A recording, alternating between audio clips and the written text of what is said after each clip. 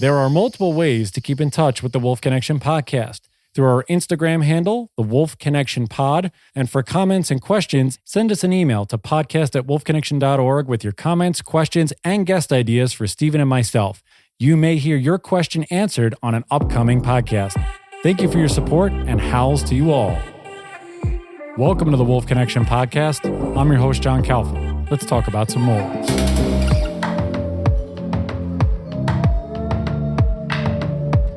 Hello, everybody. Welcome to another edition of the Wolf Connection podcast. Before we actually get started with our guest today, I just wanted to send a special dedication out to all of our veterans. This podcast is being recorded on Veterans Day, so a huge thank you to all those out there who have served, are serving.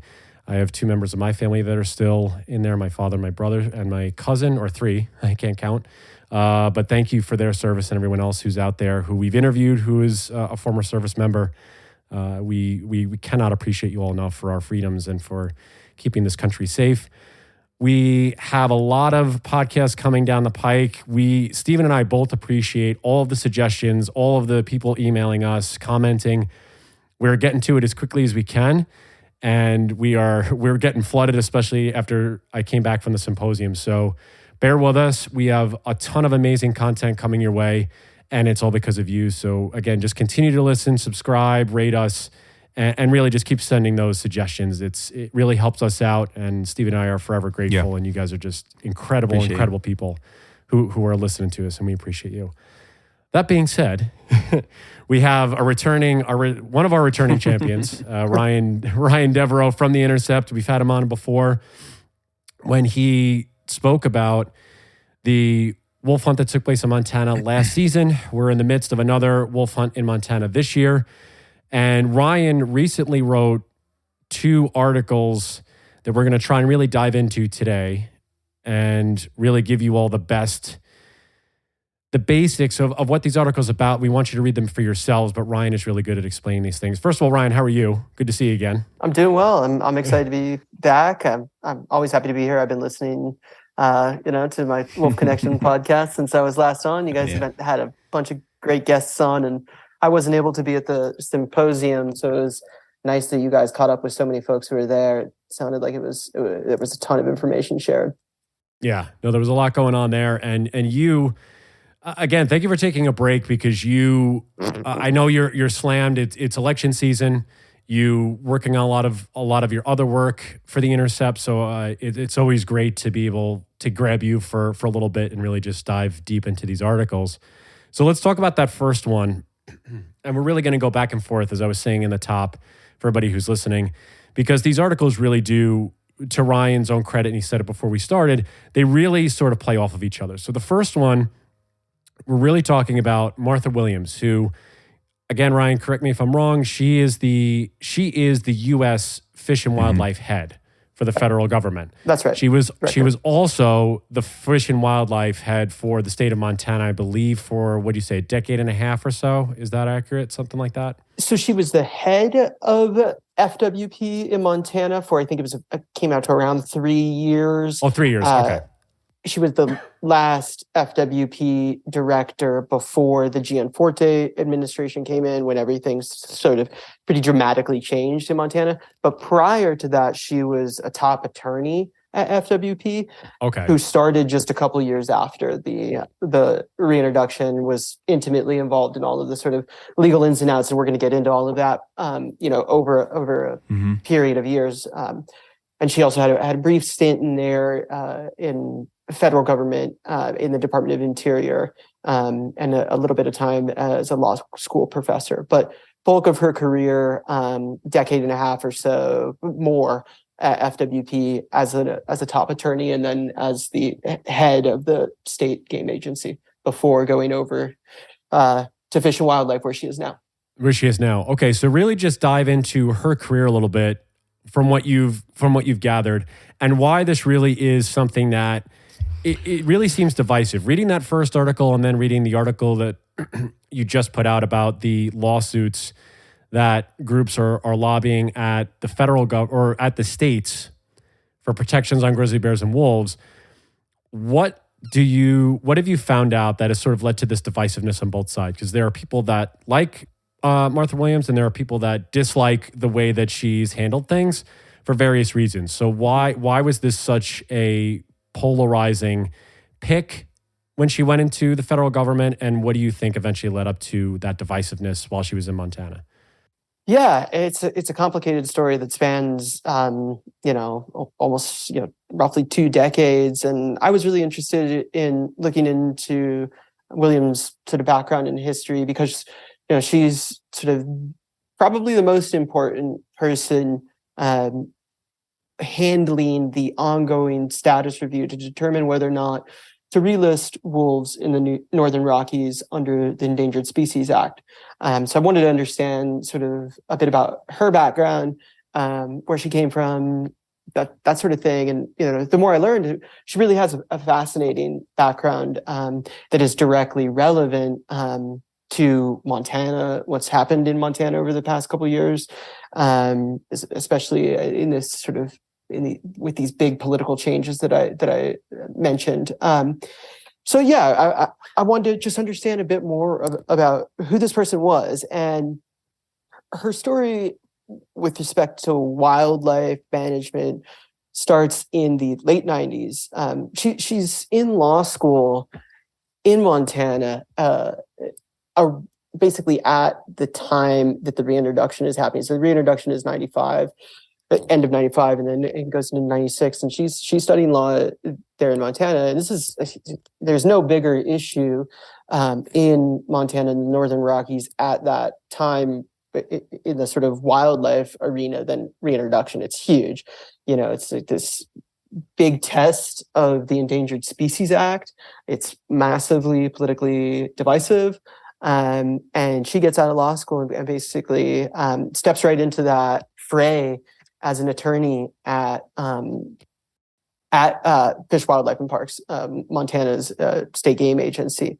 And, what I found in sort of reporting on Williams' career is that you can kind of just trace the whole sort of history of reintroduction in the Northern Rockies and Montana specifically. Like she's just lived it.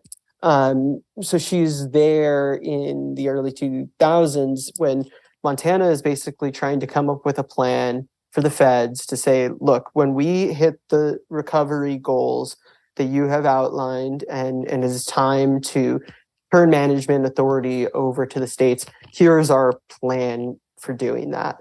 And so she was right there sort of, on the ground floor as those plans are being developed. And through the mid-2000s, she's there working on that. To sort of just back up a bit, like in Montana and in the Northern Rockies, I mean, those recovery goals that were outlined by the federal government for wolves, I mean, they were met very quickly. And then there was the process of, okay, we need to come up with a plan that'll satisfy the ESA requirements and the federal government so we can get state management. So the goal of FWP and the goal of the legal team, and thus the goal of Martha Williams during this period, is to try to come up with a plan that's going to satisfy the government, so that the state can gain management authority over wolves, which is it's a major political demand in Montana at the time. I mean, it is in theory the goal, right, of the ESA is to get these animals to a point where recovery can be turned over to the states. So that's what they're working towards. And she's there through the 2009 delisting process. I believe it's in 2010. So right, there's this really kind of critical period from like 2009 to like when there's the first legal hunt in Montana, until 2013, where there's the rider that's attached to the defense bill that results in wolves being sort of delisted and managed by the states in the Northern Rockies and in Montana. And in the interim, there's this court fight. And we can get into it. It gets complicated, but Martha leaves FWP in this period and spends a stint in DC with the Department of Interior, advising their attorneys on these issues, because she's become an expert over more than a decade during that period on the ESA, on what's going on with wolves, on the Northern Rockies, all of that stuff. She comes back to Montana and teaches at the law school there on environmental policy. She writes about the Endangered Species Act and its relevance to wolves. So, I mean, she's steeped legally in these issues. She comes back to FWP, I think it's like end of 2016, early 2017, this time as director. And this is, coming in as director during a period that looks significantly different than it did when she was an attorney at the department. Because wolves are now delisted and because there's now legal hunting happening every season. So she has to, sort of navigate that and deal with the challenges that come with that, in addition to all of the other species and all of the other issues that a director of a really important department like FWP has to deal with. I mean, you have to remember that we're talking about Montana, where hunting, fishing, I mean, these are major, major industries. Some other states might be different when it comes to, fish and wildlife and that sort of thing. But in Montana, I mean, these are big deal issues. So being the director of FWP is a serious deal. And yeah, she's there in right up till basically the 2020 election happens in Montana. Greg Gianforte is elected governor, the first Republican governor in Montana in about a decade and a half. Biden wins the election for president. Williams makes the transition back again to DC, where she joins U.S. Fish and Wildlife, and she's a top-ranking official there through that first year or so. Basically, the Biden administration starts getting pressure from environmental groups she's basically running the agency as a number two for that first year. And the Biden administration starts getting pressure from environmental groups to, you need to appoint somebody officially by law. You're required to. Williams can't continue to occupy this position in an acting capacity.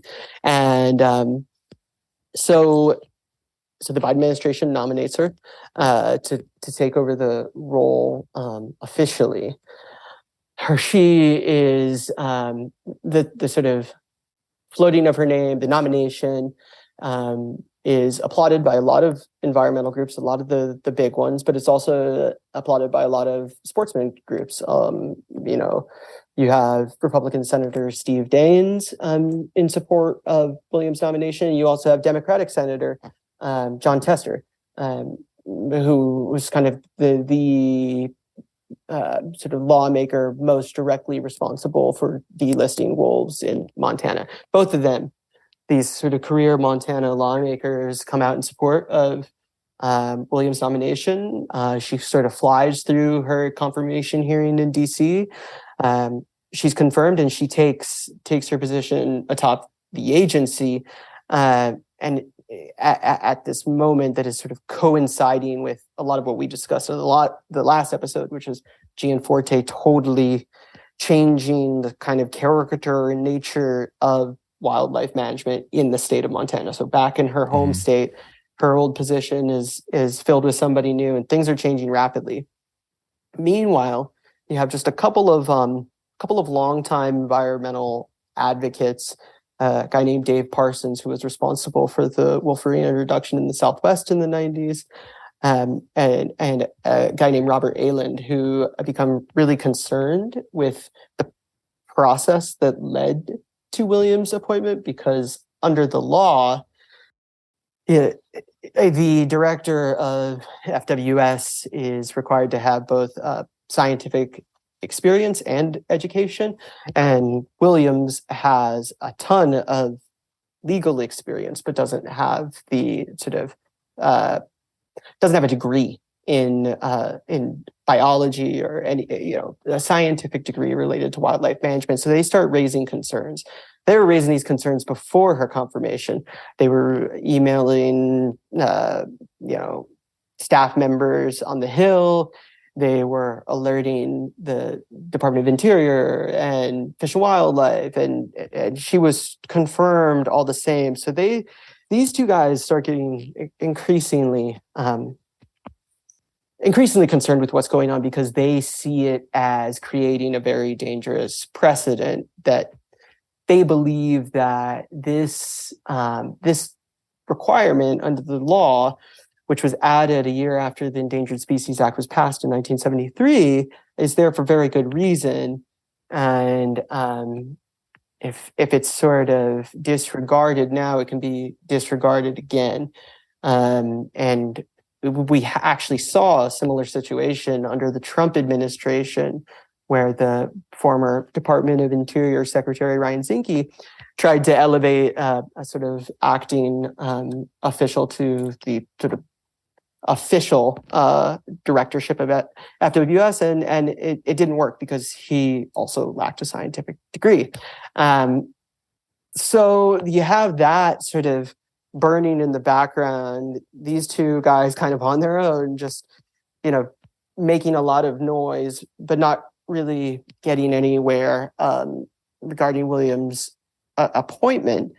At the same time, Williams herself is dealing with, what's spinning up actually on the ground in the Northern Rockies states, in Montana and Idaho in particular, as the wolf hunt of last year is approaching. So summer comes, we start seeing what this hunt is going to look like through the various bills that Gianforte signs in Montana. Center for Biological Diversity, which had supported Williams' nomination, files this petition for a status review for under the Endangered Species Act for wolves in the Northern Rockies, which will go to Williams to sort of, she'll sort of lead that review. And so they announced that in September of last year, basically right as the wolf hunt has started. They've been working on that, Williams and her team, ostensibly, for this past year. It was due months ago, but has not yet been released. You have a lot of activists sort of clamoring for relisting, a lot of anticipation as to what this review will say.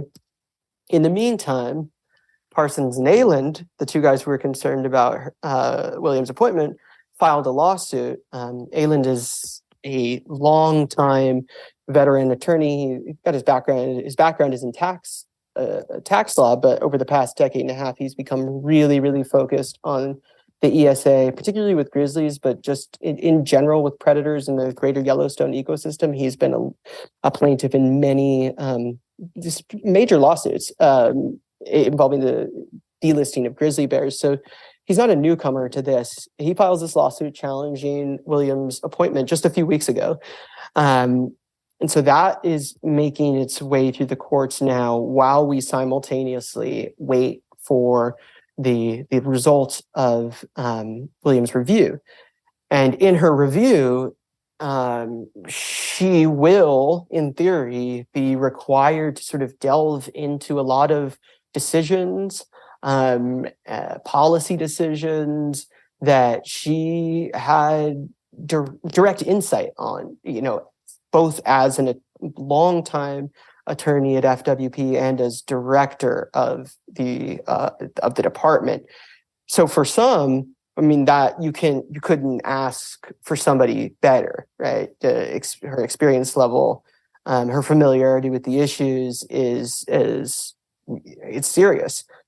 However, if you take Ayland and Parsons' view that her appointment was illegal, then everything that comes after that is in real danger. The sort of viability of any decision she makes, any direction on any issue, including the relisting of wolves, is jeopardized.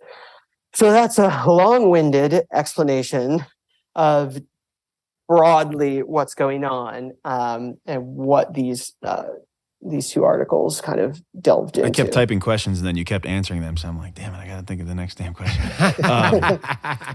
But can you, I mean, I know you cover a ton of ground in these articles, and it's probably hard to go down every rabbit hole, but can you talk specifically about the title of this article? And you just mentioned it kind of there, but in more specifics, what you mean by Martha Williams confronts her Montana past. You mentioned that they literally will be talking about some of her past decisions, but do you know what specific decisions might be under review? I think we sort of what that headline is gesturing at is a couple things that I found really interesting in the history of the way wolf management developed in Montana and Williams' career, as a sort of extension of that. Like, for one, so when the lawyers in Montana were trying to come up with a management system at the state level for wolves, they looked back to Montana's state endangered species law. Montana has its own state level endangered species law, and they decided one of the arguments that they were going to make to the federal government, and which they did end up making, was that in Montana, wolves will have a special categorization. If you know a bit about wildlife management, there are different types of animals, right? And they get treated differently based on which category they fall into. Are they a game animal? Are they a fur bearer? Are they a predator? And this gets confusing because some of these animals are predators, but not categorized as predators. But it's the predator classification that allows things like coyote killing contests in states around the country, that sort of thing. In the case of wolves in Montana, the pitch made effectively to the feds was they will be a species in need of management. Now, that is the sort of category, the umbrella that they will fall under, and under that category, we will treat them with a sort of almost like special care until we get to a point in the recovery process in which we feel like things have stabilized. And then it will be up to FWP and the commissioners, the sort of quasi citizen judicial review board that is responsible for FWP, to review and decide, where do wolves fit? What kind of animal do we think that they should be? But up until that time, they would be species in need of management, and they would be treated as such. The species in need of management period was supposed to come before the legalized hunting period. Then the decision would be made where they fit. Then the hunting would start. But that didn't happen. The argument was made, and the sort of was made to the feds that they will have this classification. But then the other things, and it worked. It was part of a successful argument. The feds looked at Montana's based proposal and how they were going to manage wolves, and they said, "This looks great. This is exactly the kind of thing that we're looking for." And went forward eventually through much legal wrangling, and there are other factors involved here, but this is a part of the story with the delisting process. But the review never happened. The deciding whether or not wolves should be categorized as X type of animal or Y type of animal in Montana never happened. And the reason that this matters now and would be relevant in Williams' review, and I can't take credit for discovering this. Really, this was Dan McNulty in Utah who really drilled down on these issues. But the reason that this matters now is that in Montana, during Williams' tenure as director, so right before the Gianforte team came in, she ordered a review to sort of align state wildlife management regulations with the law, to make sure that everything that Montana as a state was telling its hunters and anglers they could and couldn't do in the state was actually legit. I mean, there's a lot of species. There's a lot of activity in the state, recreational activity, hunting and fishing, and things get lost. So, she wanted her people to do this review to determine, are we good, basically? And that review it spanned, as I was told, at least a couple years. At the end of the process, basically, as Williams is out the door to D.C., Biden is coming in as president, Gianforte is coming in as governor in Montana. FWP's legal team gets to wolves, and they notice. And this is right before basically the hunt is going to start last year. Williams is off in D.C. by this point. They notice what they perceive as some inconsistencies with the law and what the regulations that are handed out to hunters actually say.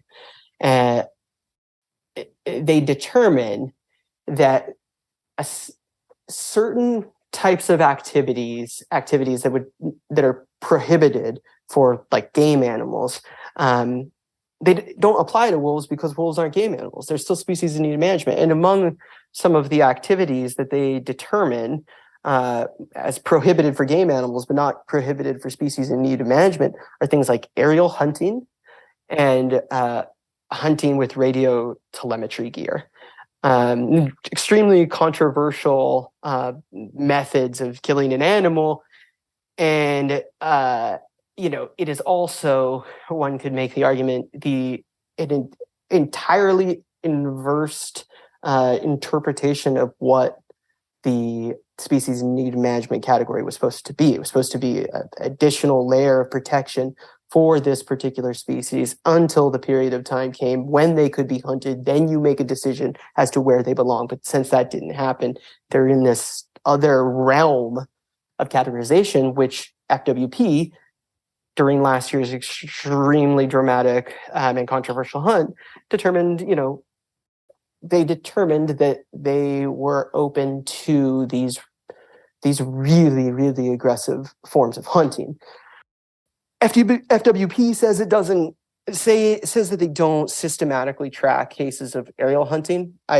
During my reporting over the last year, I got a hold of every wolf harvest registration form from the state for every wolf that was killed last year. 273 of them.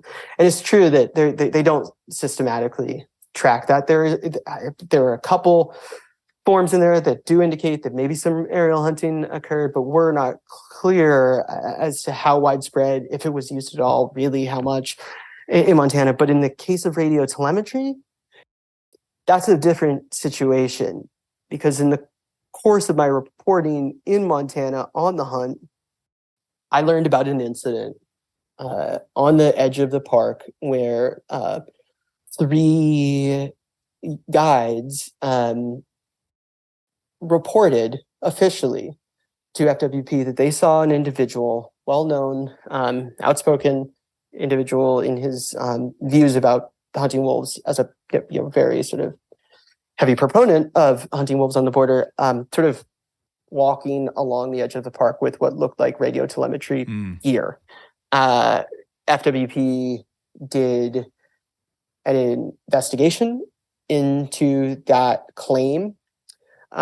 Spanned many, many weeks. They ultimately did not bring charges against this individual, and they gave a kind of confusing statement to me when I asked about them, indicating not necessarily that didn't happen, but they didn't find evidence of functional equipment or a violation of the law.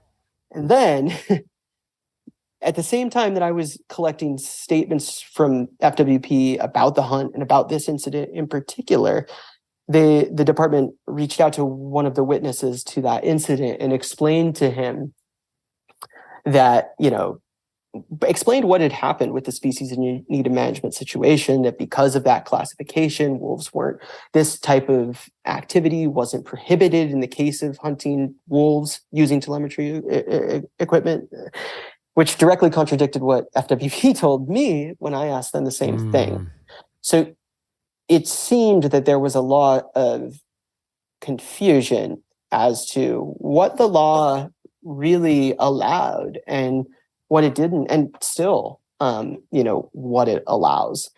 At the hearing that was held this past August to sort of lay out the new regulations for for the hunt that's happening as we speak. The topic of aerial hunting did come up.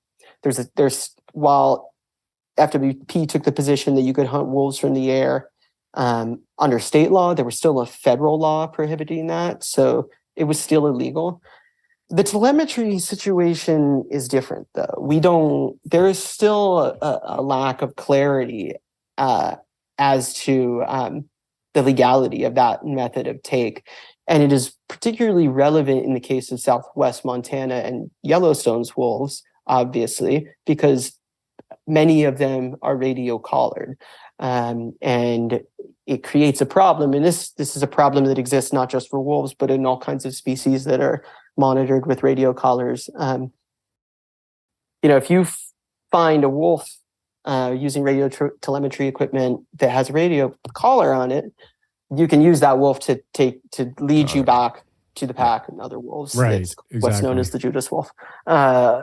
So that was one of the issues that Williams would be forced to wrestle with, that it has a direct relationship to her long history at FWP. And the other is IPOM, which I know that you guys have talked about a bit on the show before, which is how Montana actually counts its wolves. And that model came up. Yeah. They started using it under Williams' directorship.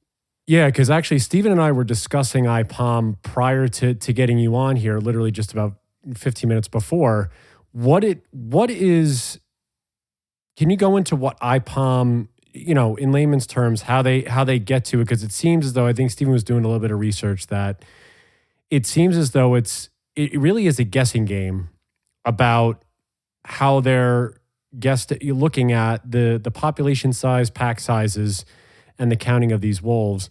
And also, before we get into IPOM, just a quick note for me, it really seems like with Williams's tenure, both while she's there and then as she's headed out the door to DC, there's a lot of mystifying and unclarified gaps in a lot of this legislative stuff that's going on that wasn't resolved while she was there, and she almost kicked it to her team as she's walking out the door and going to DC. I don't know if that's accurate or how you feel about it. That's just from listening to your explanation on it. It really just seems she didn't dot all the I's and cross all the T's before she walked out the door. And until you get to the wolf situation, which clearly is the situation that was the largest one that they're imagining, not that all the other ones aren't.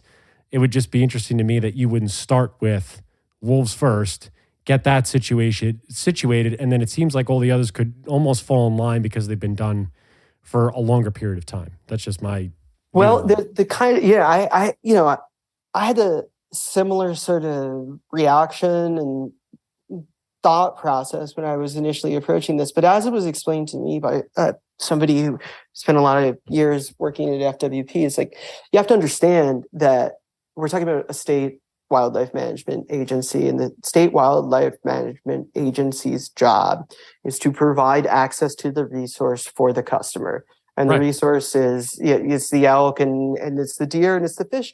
And wolves you have just vastly more people coming in and buying licenses and an interest in those animals. So those species. So that's how you sort of explain why did it take so long to get to wolves? Obviously, it blew up into this big situation, but the reason is because commercially, economically, the department prioritizes the game ungulates. Yeah, that makes first. sense. Yeah, and so that's how it ended up being the case that wolves came up at the end.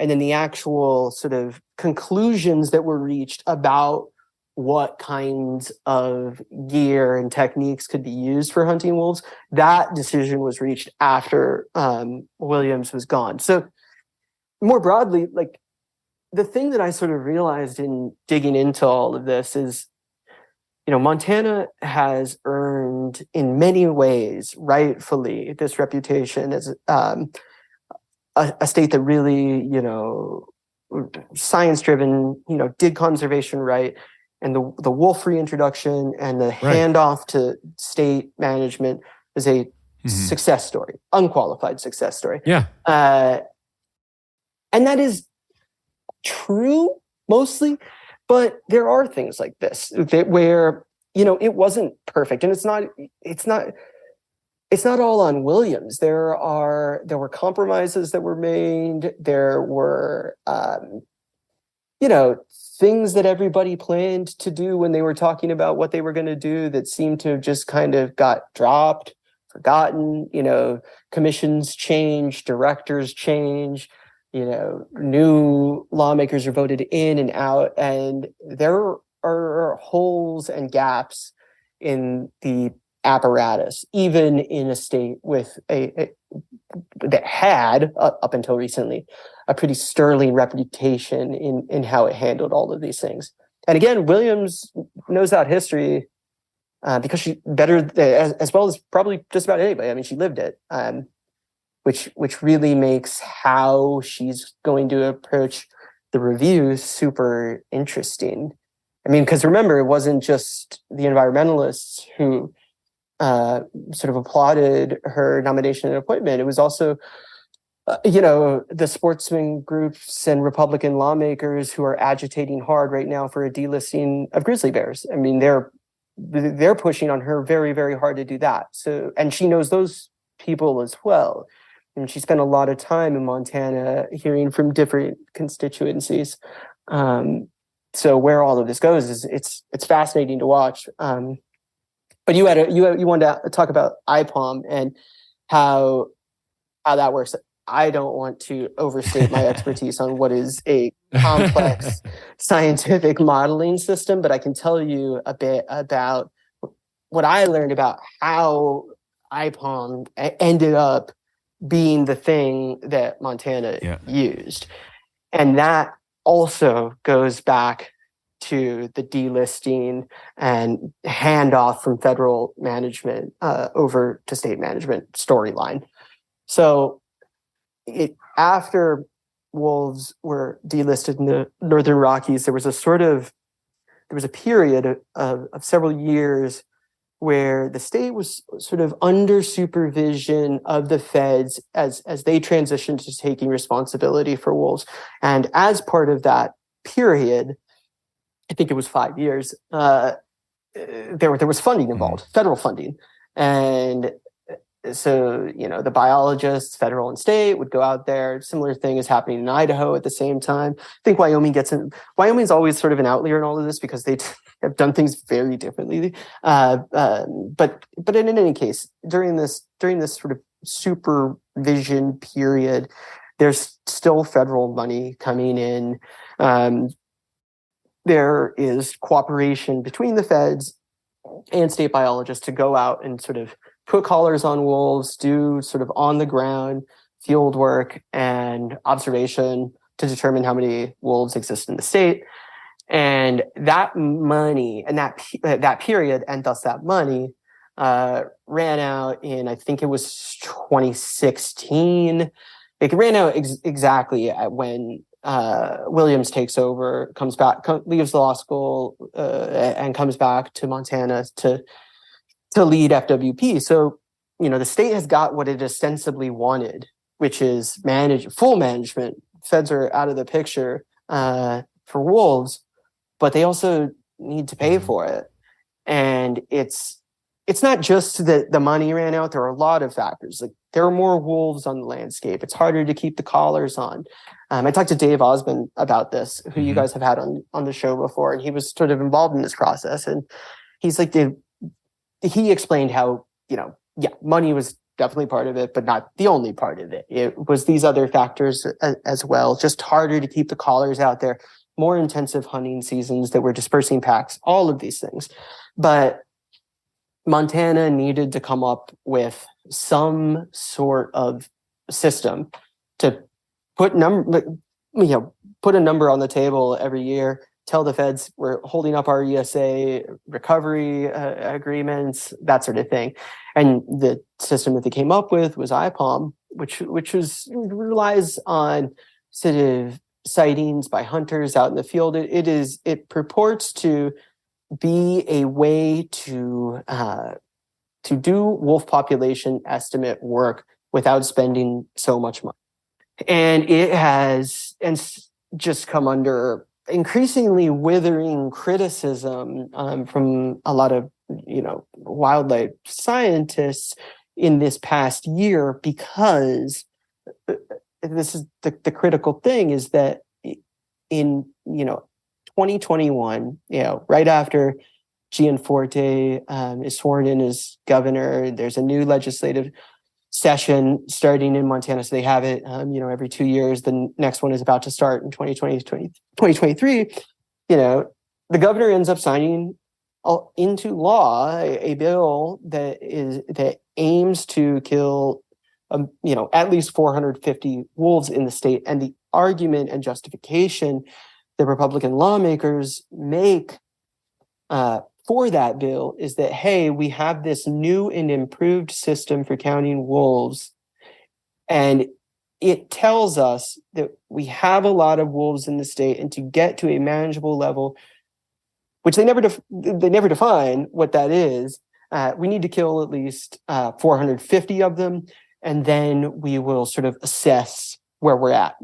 And of course, last year, all of these in an effort to get to that goal, all of these other things were legalized, right? Like the snaring and the baiting and the night hunting and all of this controversial stuff. More licenses available for hunters and trappers, enough that like one person could single-handedly take out a pack if they want. And when it's all said and done, there's 273 wolves killed according to FWP's numbers, not nowhere near 450. So this comes back to IPOM, because the sort of folks who are looking at this very closely came to the conclusion that it's entirely possible that IPOM estimate overestimated how many wolves were in the state, and the 273, the inability to get to 450 with all of these new tools and opportunities available, suggests that there just aren't as many wolves on the landscape as were purported to be when this law calling for a mass population reduction was signed. The Republicans argue it differently, of course. They say that not getting to that 450 target is just proof that they need to go harder. And which does bring us to 2023 and elections that just happened in Montana, where the Republicans have gained a supermajority in the state. And everybody that I've been speaking to since I started this process was like, you think that the 2021 legislative session was extreme. Yeah, it was just, batting practice for the next one. So that's kind of where we are. And that's where IPOM fits into it. And again, this is a history that Williams should be intimately familiar with. Other issues associated with IPOM and the wolf population counting is that during the period in which the feds were not overseeing, but sort of supervising, working alongside with the states in wolf management in the Northern Rockies, there was a really sort of concerted effort to not double count wolves. So, states weren't accidentally inflating their numbers by, wolves don't know boundaries, right? So you're in Idaho and you're counting some wolf that lives in Yellowstone most of the time, or you're in Montana and you're counting Yellowstone wolves. That sort of concerted effort to avoid double counting also ended when that supervisory period ended. So it's just not, which also was when Williams came in. So she should have, pretty like solid grasp on all of these dynamics, which again, for some is going to make her the best possible person to be doing this review, and for others, it's a very bad situation. And there's a world where she probably keeps her position even though she doesn't meet the criteria. Yeah, I think it's possible. I think it's entirely possible. I mean, the Department of Interior has taken the position that in the course of this sort of lawsuit that was filed, like they're standing by her confirmation and the process that led to it. They're standing by her. So I'm not a lawyer. I don't know where this is going to go. I mean, I've read what the law says about what the requirements are. It's not long. It's very short and very clear. But this is all up in the air, and it was one of several legal fights now that are happening, sort of just swirling around the wolf issue. Yeah, there seems to be a lot happening. I mean, has there been an updated timetable for the review that's now, I think... Yeah, good question. 2 months past due? Is there anything coming out of that office still? Yeah, I mean, the sort of rumor mill was that it was being held until after the elections, even though it was 1 year status review and they passed their 1 year mark and they got a sort of environmental groups complained in court that under the ESA you need to give us the results of your review. It's overdue now. They just sort of kind of just blew through that deadline. It could come any day, but there was a strong sort of anticipation that it wouldn't come before the midterms, and clearly it didn't. The thinking obviously being that this is an intensely political issue. It was when the reintroduction happened, and this sort of the feds coming into states like Montana and Idaho right now and saying that we're retaking control of this highly controversial animal in an election season. You can understand why, from a strictly sort of political perspective, the administration might not have been inclined to do that, but under the law, they were. Yeah, we were reading this PDF, multi-page PDF before this about IPOM, and it's almost like they're admitting that it's not necessarily a thorough tactic. They just don't have the funds to do other things. But it's just this is a tricky one, right? Because there's a bit of a conflict of interest because you have hunters counting wolf populations for you. I don't think we've ever heard of this acronym IPOM before. And it's actually really hard to find thorough articles about it online. Well, it's only used in Montana, and it's only used for wolves. It was entirely designed for this purpose in the sort of period that I described. Wolves are a complicated species to count for sure. Yeah, it's not like herds in the thousands and that sort of thing. And they had to but have harder something. than than like bighorn and mountain lions. Than like bighorn. Yeah, I was going to say maybe. I would be curious to know with or a Wolverines or for Wolverines. Example, like some of these really really hard to sort of find and track really animals, how that works. But we do know sort of what the backstory was in how it was, the evolution of how it came to be the thing that Montana is using. Man, I mean, where does this all, because there's so many things colliding here right now, Ryan, as you well know, between the review not being out yet, between the midterms just happening. We have 2 lawsuits now lobbied at the federal government specifically for these protections. Grizzlies, wolves obviously thrown in there too.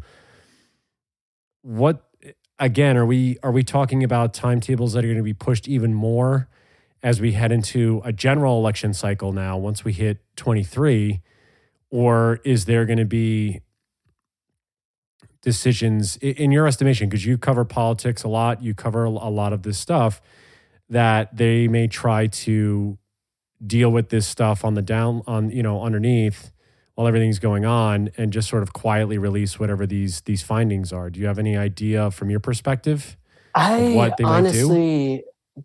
In terms of the federal status review for listing, delisting, I don't know what to expect. I mean, I lean towards it feeling like it's probably more likely that they will not relist wolves in the Northern Rockies, but I could be totally wrong there.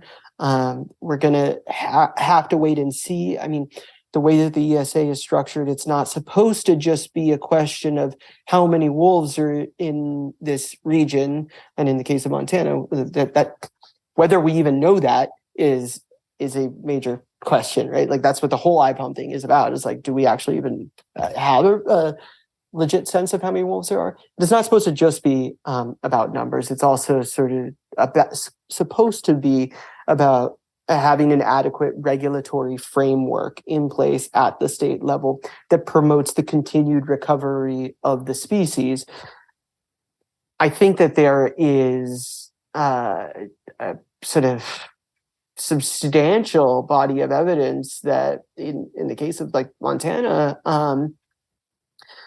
well, I mean, you start with a numerical goal that is based on this disputed population counting model that says you need to kill X amount of wolves until you get to an undefined number of ideal number of wolves, and then you have a sort of process of setting the regulations for how that would all play out. I'm talking about the way that the commission in Montana sort of set the rules last year. That they effectively went beyond the recommendations of their own department, their own biologists, to go as hard as they possibly could with this species. And it had it didn't result in huge numbers of wolves killed across the state, but it did result in an extraordinarily disproportionate number of wolves killed in southwest Montana on the border of Yellowstone National Park. Does Montana have a adequate regulatory framework in place? I mean, I think that might be who knows how they're sort of conducting this review on the inside, but I would think that would be a very hot topic of conversation among Williams and her team when they're trying to decide, like, is the state holding up its part of the bargain here? Right. Then in terms of what comes next, where all of this goes, like I said, the Montana State Legislature meets every 2 years. The last year was the year that led to was 2021, which led to the hunt. And this session, as I said before, everybody is anticipating a much more sort of aggressive position on wolves and grizzly bears as well. People are worried that the state will institute the sort of taxpayer-funded bounties for wolves, which hasn't existed since the extirpation days. There's some of these lawmakers who really pushed the population slashing argument are livid that they didn't meet their goals last year, and their party is now in power in the state. At the same time, there was a big sort of national and international outcry in response to the way things went down last year. That could have an effect, but or it could not. There's you have to keep in mind that like everything that's going on with wildlife management doesn't happen in a vacuum. All of the other sort of political calculations that are being made in Helena, for example, in the state capitol, they play a role too. What Democrats want to fight on, where they want to spend their political capital. Is it going to be about protecting wolves? I don't know. I don't know. I don't know either. Yeah, it's tough because it's interesting that you have reintroduction coming in Colorado sooner than later, which is bordering right on those states. And then what do you feel the impact of these lawsuits? It seems as though these lawsuits being lobbied in your latest article, at least on this subject, it's going to add fuel to the fire either way. Mm-hmm. And it's just a matter of seeing how these are going to be dealt with, if they're going to be pushed to the background, and if they're going to have any effect on this legislative session in Montana, which it probably won't. So for those that are going to read the newest one that was out on November 5th, you did a great job of promoting it in the first part, in the first 10 or 15 minutes. What can people look forward to, I guess, with news related to those lawsuits? And will you be doing a follow-up on that, I guess? Where is this taking you? Yeah, I'm definitely going to keep an eye on where these two suits go. So the first one is the suit by Bob Ayland, which is about Martha Williams' appointment and the legality of her appointment. And that was filed in federal court in Illinois. And then the second suit is Wild Earth Guardians Project Coyote, a lawsuit filed in the state of Montana against the state and FWP and the FWP Commission. And it has several claims. It looks at IPOM. Sort of one of its central arguments is about IPOM. It looks at the sort of public trust doctrine, alleged public trust doctrine, state constitutional violations stemming from the process that led to the wolf hunt, sort of some state level administrative violations related to the same subject area. And after my story was filed, Wild Earth Guardians and Project Coyote filed another claim in court, calling for an injunction, basically the halting of the upcoming trapping season in Montana and the ongoing hunting season in Montana along the same sort of grounds as their lawsuit. Litigation is such an enormous and often quite controversial part of the history of the Endangered Species Act. And so, it's no surprise that suits are being filed. Where they go, time will tell. I'm planning to be back out in Montana for the start of the legislative session. So that's kind of where I'm keeping a lot of my focus. I'm really interested to see what a Republican supermajority in the state with a Republican governor does. They have a lot of power right now. And I think that wolves are going to be part of it, but as I mentioned before, there's a really, really strong push to delist grizzly bears, and the question of whether grizzlies should be continue to be listed or delisted was up until recently a very lively conversation, but one that seemed like, I think, more rooted in what does the science say,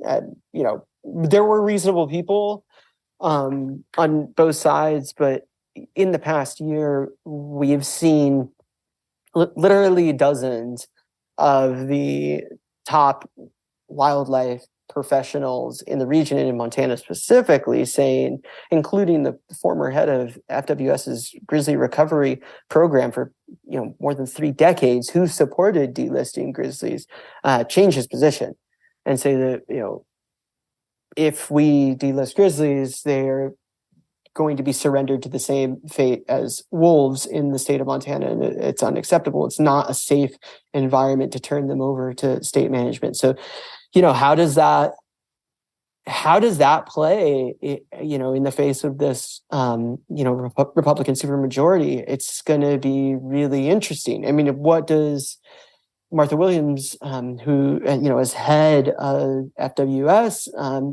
what does she do facing these petitions, not just from Montana, but also Idaho and Wyoming calling for the delisting of grizzlies? There's just so much going on, and it really feels like it's about to whip up even further. Yeah, it seems like it's a powder keg. It's it's crazy and insane. Yeah, and a lot of the stuff that Nick Gbok talked about last time when you guys had him on your last episode about privatization of wildlife. I think we're going to see a lot of that kind of stuff coming through in the next session. And I mean, that courts a bit of a confrontation between a lot of conservation-minded hunters and some of these Republican lawmakers. How that plays out is going to be fascinating to watch and really critically important. Man. There's a lot of stuff to talk about here. I mean, you gave us a lot of backstory and a lot of answers, Ryan, and clearly there's just more questions that are going to have to be answered, which is nuts. I mean, listen, we'd love to have you back on once that legislative session kicks in. Yeah, I'd love to do that. And then hopefully we get some sort of idea of when this review comes out, where these lawsuits are going. I think this is an ongoing conversation, and we're glad that you're here at the forefront and you're at our disposal to really give people the updates on this stuff. And it's truly important that we know about this stuff from you. Well, I mean, likewise, I love what you guys do, and I listen all the time. You guys you bring in some of the smartest folks on these issues, and I always learn something. So I'm glad you guys are doing what you're doing. And I'm happy to come back anytime. We appreciate that. More to come. Everybody, listen, follow Ryan. He's got Twitter. He's got Instagram. Follow him on the intercept.com. Sign up for the newsletter. So you can get his articles, read his stuff. He dives into it. I think he'll answer if you guys contact him on Twitter or Instagram if he's not in the legislative session. But Ryan Devereaux, man, thank you again. And we'll talk again soon. Appreciate everything you do. Thanks so much. Thanks for having me, guys. No problem. How's to all you out there? And Stephen, I'll be with you next time. Bye-bye. Bye, everybody. Looking to support Wolf Connection or sponsor one of the wolves in our pack?